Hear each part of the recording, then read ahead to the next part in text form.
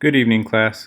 This evening we're going to discuss some of the globalization issues that an IT company can face when they're expanding into the international and global market.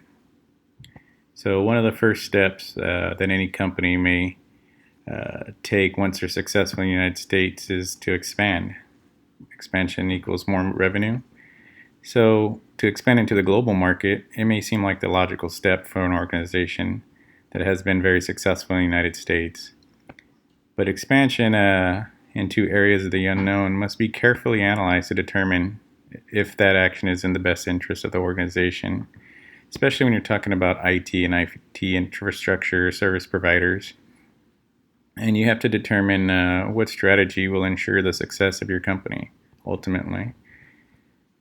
So, a few things that you need to consider is the market in the area you're expanding, the political environment, economic factors, and in some cases, even the religious environment that you're entering, especially in the Middle Eastern countries where certain services or software is prohibited.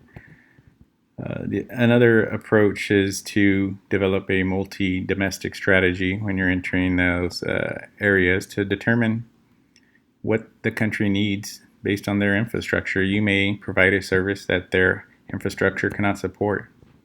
So one of the companies I want to discuss today is Cisco.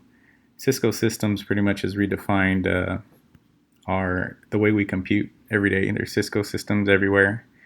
They've even developed some of the standard testing that is recognized worldwide as a security certification, such as a CCNA. And this leads me into another great discussion. So, as you can imagine, when Cisco first expanded into these areas, they needed qualified technicians, and what better way to vet their employees than to take a product that they had previously in the U.S., the CCNA, expand that to a global level where they could simply give the same test to their employees, ensure that the same standards are met no matter what country you're in, so that the same level of training and qualifications are maintained at the same level. So there are a variety of issues you need to think about, not just for any IT company, but for any company in general. More so with IT, it's a little more delicate because you are usually providing software or maybe some kind of infrastructure as a service.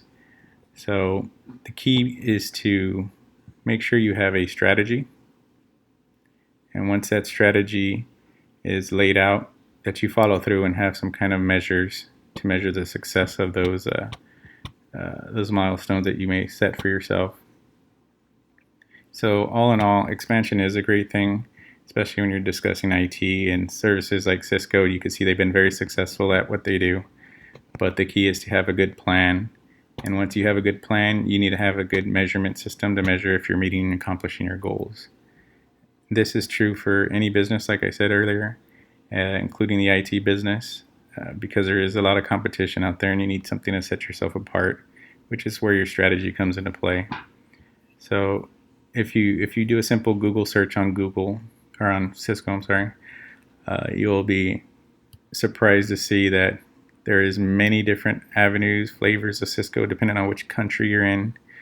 And they weren't always like that. They came from a very meager beginning, like most IT companies, and eventually took the right steps, thought it was safe to go global, and it's ultimately paid off.